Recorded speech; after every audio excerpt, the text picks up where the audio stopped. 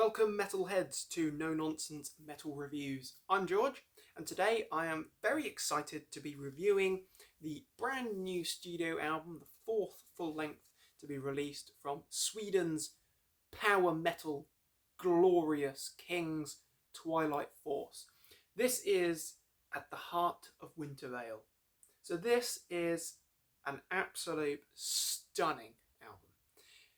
Just to give you a little bit of background, if you're not familiar with Twilight Force, they are very much at the extreme end of power metal.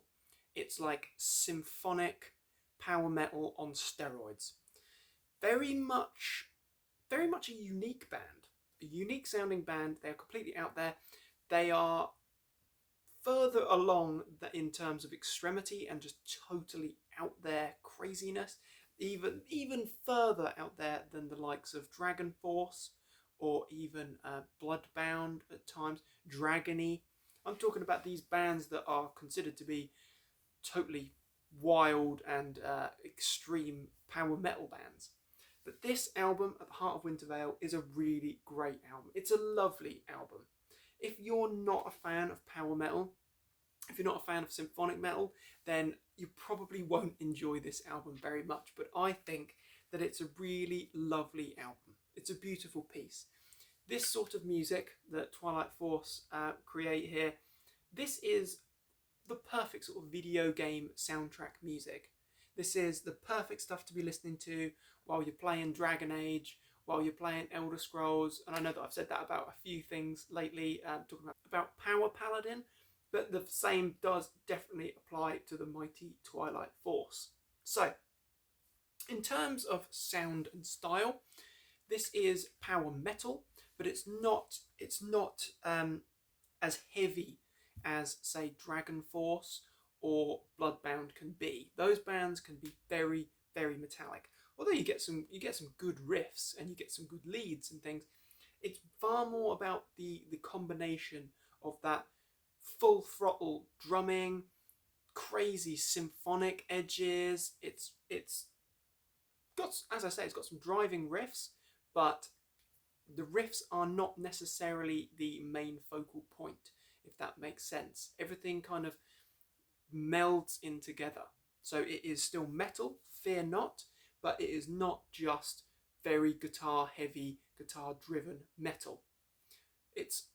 I would say it's more dominated by the symphonic sound, but I think that this is a superb album. It consists of 8 tracks, kicking off with the Twilight Force title track there, a brilliant piece, a really strong way to start the album, a really beautiful song. Vocals are soaring and screeching. Riffs are good. The drumming is absolutely insane. It's just a brilliant track. They've got At the Heart of Wintervale, the album title track, which is another really strong track. Really, really good. I think that overall, in terms of their sound and quality, they have definitely come a long way. Even the last album, Dawn of the Dragon Star, they've even come a long way since then. And that was only 2019, I think. Then we've got Dragonborn, a really upbeat, really uplifting track. Very fast, very good. It's really uplifting metal. Then we've got the first of the 2 sort of epic length tracks, clocking in at over 10 minutes long. We've got Highlands of the Elder Dragon. Now that is such a beautiful song, where we have spoken word passages that almost sound like it's being narrated by a wizard, by a Gandalf-like character. Really nice. It's got that sort of very, very deeply fantasy theme to it.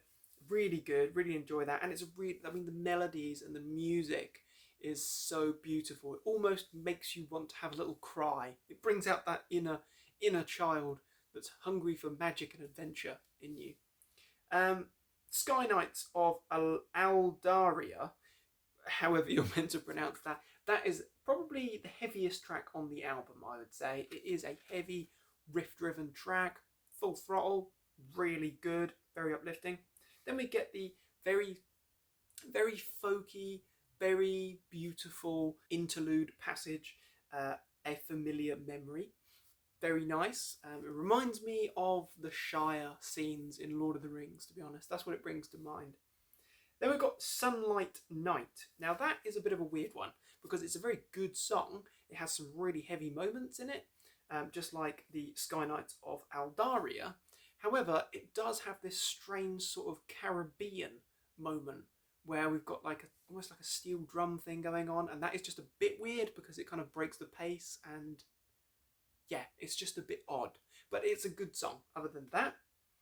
Then we've got the closing track is the grand, epic, totally bombastically big The Last Crystal Bearer, which is a full fantasy piece in itself with narration and a whole story going on about this sorcerer who's dabbling in dark magic, basically, or necromancy, something like that. But overall, I would say that this is a fantastic album. It's a lovely album.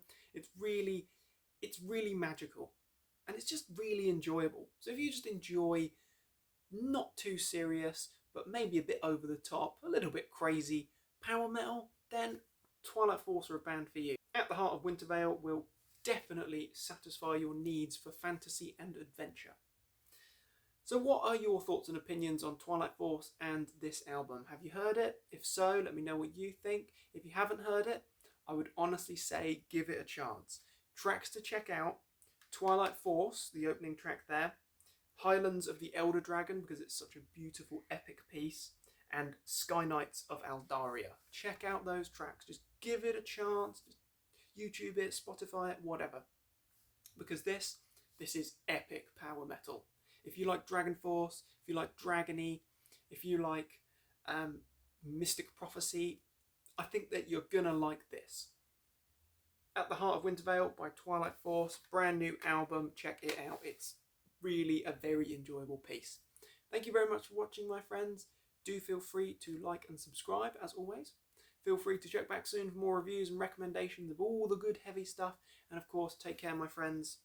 Stay heavy.